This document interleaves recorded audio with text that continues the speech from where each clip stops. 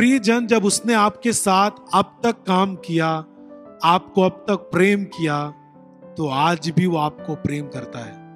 एक बार आंख उठाकर इस दुनिया में देखिए, कौन सी आशा है इस दुनिया में? कौन है जो पापों से बचा सकता है? कौन है जो अनुग्रह कर सकता है आपके ऊपर? किसने आपको बचाया? किसने आपको अपने गले लगाया? किसने आपसे वायदा किया? मैंने आपको बोला कि जब आपके जीवन में परिस्थितियां कुछ भी आती हैं, उसका समाधान भी प्रार्थना से होता है। एक बात याद रखें, जब आप प्रार्थना कम करेंगे, आपको साधारण चीज भी बहुत कठिन लगेगी। कुछ भी चीजें हों, जब तक आप मनुष्य की रीति पर उसे देखते रहेंगे, तब तक आपको सब चीजें असंभव दिखेंगी। लेकिन जब आप मसीह में होकर परमेश्वर की रीति पर आप देखेंगे, तो हर चीजें आपको संभव दिखेंगी यीशु मसीह के नाम में। मैं आपको बताना चाहता हूं कि इन दिनों में जो भी पिछले दिनों में चीजें हुई, कभी कभी जब ज्यादा व्यस्तता के कारण फिर समझ में आता था, ऐसा लगता था कि, और उस समय प्रार्थना कम हो पाता था, वचन का ख्याल कम हो पाता था भाग दौड़ में, तो ऐसा लगता था करे अब क्या होगा, हम क्या कर पाएंगे? ये तो बहुत लोगों ने अपनी ताकत लगाई है, अब क्या कर पाएंगे हम? जब मनुष्य की रीत पर सोचते थे, सब चीजें असंभव लगती थी। लेकिन जब थोड़ी देर के लिए मन भी नहीं होता था कि अरे प्रार्थना में बैठ जाए, लेकिन जब प्रेयर में जब बैठ जाते थे, वचन को स्मरण करते थे, ऐसा लगता था कि सब कुछ हो जाएगा, और सब कुछ हो भी गया। क्या आपके जीवन में ऐसी परिस्थिति आई है, आपको लगता है कि मैं अब कुछ नहीं कर सकता? प्रियजन, आप प्रभु के प्रेम को याद रखें। अपनी जुबान से ऐसा कुछ मत बोलें कि प्रभु ने आपके लिए कुछ नहीं किया, वो आपको भूल चुका है। जब से चर्च बंद हुआ मैं बीमार ही बीमार हूं, मेरे बच्चों को प्रॉब्लम है। ये तो कम है सताओ। जब प्रभु अपने दिनों में उठाया गया था, उन समय में जो चेले थे, उन्होंने बहुत दुख उठाया। विश्वासियों को जेल में डाल देते थे उस समय। कितने सारे लोगों ने, कितने सारे प्रेरितों ने, प्रभु के चेलों ने अपने आप को बलिदान कर दिया सुसमाचार के लिए। उस समय भी प्रभु काम करता था। और आज देखिए, आज पूरी दुनिया में प्रभु के लोग हैं और प्रभु का काम कर रहे हैं, और प्रभु के द्वारा अपने जीवन में बड़े काम को देख रहे हैं। आमीन।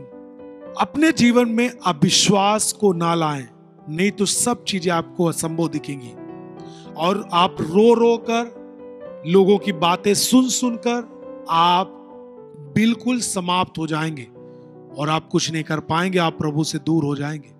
आपकी जुबान से लोगों के सामने जय मसीह की होगा, लेकिन आपके अंदर जब तक जीवित प्रभु काम नहीं करता विश्वास के साथ, आप कुछ नहीं कर सकते। अपने विश्वास को उत्साहित करना होगा अपने अंदर। आपके अंदर यदि कुछ भी ऐसी चीजें आती हैं, अविश्वास की चीजें, आप वचन को सुने, चर्च में आए, पूछें, वचन को खोलकर पढ़ें, प्रार्थना में जाएं। आपका मन नहीं लगता, फिर भी आप प्रार्थना में जाएं, लोगों के लिए आप प्रार्थना करें। आपके जीवन में भी प्रॉब्लम नहीं आई है, यदि किसी के जीवन में प्रॉब्लम है, आप उसके लिए प्रार्थना करें। तुरंत आप घुटने पे जाएं और प्रार्थना करना शुरू करें, अन्य भाषा में प्रार्थना करना शुरू करें। प्रभु के सामने अपने आंसुओं को बहाएं और उसे याद करें कि प्रभु आपने ये बातें की हैं, उसे पूरा होते हुए हम देखना चाहते हैं। हर एक परिस्थितियों पर आपको जय पाने के लिए विश्वास को बढ़ाना होगा। अपने विश्वास को इंक्रेज करें। विश्वास की घटी के कारण कुछ चीजें आप में रुकती हैं। वो बढ़ेगा कैसे? वचनों को पढ़ के, प्रार्थना में जाकर के विश्वास को आपको बढ़ाना पड़ेगा। यदि मैं आपके लिए ये बोल रहा हूं तो आप समझ पा रहे हैं कि आपको किस तरह विश्वास को बढ़ाना है। यदि चेलों के अंदर ये होता कि प्रभु ने मुझसे कहा है और मैं पूरे विश्वास के साथ हूं, हाँ मैं इसे उठा सकता हूं, तो मैं उठा सकता हूं। यदि मुझे लगता है नहीं ये वजन होगा और पता नहीं ये उठे कि ना उठे, इसका मतलब है ये संदेह है आपके अंदर, विश्वास की घटी है।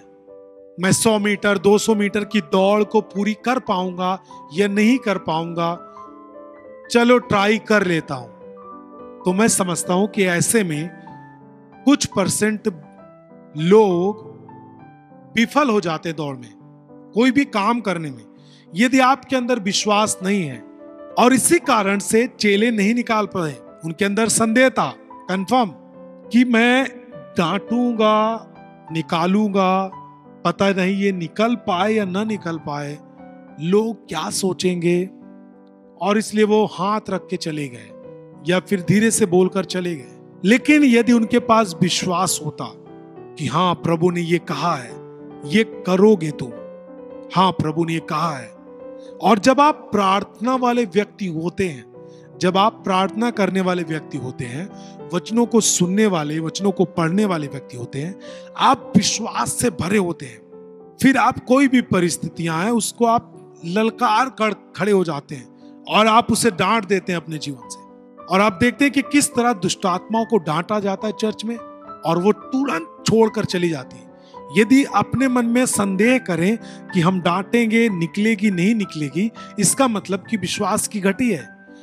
इसका मतलब कि हम उन चीजों को नहीं जानते जो स्वर्गीय पिता ने हमारे लिए दी हैं। हम अपने अधिकार को नहीं जानते जो उसने हमें दी है। हम अपने अधिकार को इस परिस्थिति के प्रति नहीं जानते जो प्रभु ने हमें दी है। मैं अपने आप को पाप से कंट्रोल नहीं कर पा रहा। मैं पाप में बार बार गिर जाता हूं। बार बार मैं गलत देखता हूं, गलत विचार करता हूं, और मैं साधारण से चर्च जाकर फिर उसी काम में बिजी रहता हूं। और हाँ, सोचता हूं कि मैं क्यों नहीं दूर हो पा रहा। इसका मतलब यह है कि आप उन अधिकारों को नहीं जानते जो इस परिस्थिति के प्रति लड़ने के लिए आपको वचन दिया गया है। जब आप उसे पढ़ते हैं, आप विश्वास के साथ आते हैं, वचन को समझ पाते हैं, आप कहना शुरू करते हैं, ओ ये चीजें मेरे लिए नहीं है, मैं बिल्कुल अलग हूं दुनिया से, मेरे लिए पाप नहीं है, मैं पवित्र जीवन जीने के लिए हूं। जब आप इस वचन को, इन चीजों को जब आप कन्फेस करना, अंगीकार करना शुरू करते हैं, आप उस चीजों से जयवंत हो जाते हैं। अपने विश्वास के साथ खड़े हो। विश्वास की घटी के कारण आप उस परिस्थिति पर जय नहीं पा रहे हैं। इसका मतलब कि प्रभु आपको क्या संकेत करता है जब आप यहां पर आगे मेरे साथ पढ़ेंगे। मैं तुमसे सच सच कहता हूं, यदि तुम्हारा विश्वास राई के दाने के बराबर भी होता तो इस पहाड़ से, वहां पर एक पहाड़ था और प्रभु ने उसे इशारा करके कहा, ये पहाड़ तुम देखते हो, यदि तुम राई के दाने के बराबर थोड़ा सा विश्वास हो लेकिन मजबूत हो, तो तुम पहाड़ से भी कहोगे यहां से सरक कर चला जा, तो वह चला जाएगा। और प्रभु ने कहा, कोई बातें तुम्हारे लिए असंभव नहीं होगी। सब बोले, मेरे लिए कोई भी बातें असंभव नहीं होंगी। मैंने आपको पहले एक बातें बोली, जब तक आप मनुष्य की रीति पर, एक साधारण मनुष्य की निगाह से कोई भी परिस्थिति को देखेंगे, वो आपको असंभव समझ में आएंगे। लेकिन जब आप परमेश्वर की नजर से, परमेश्वर के पुत्र की नजर से, परमेश्वर की रीति पर आप किसी चीजों को देखेंगे, पहाड़ को भी आपके लिए हटाना असंभव नहीं होगा, वो संभव होगा यीशु के नाम में।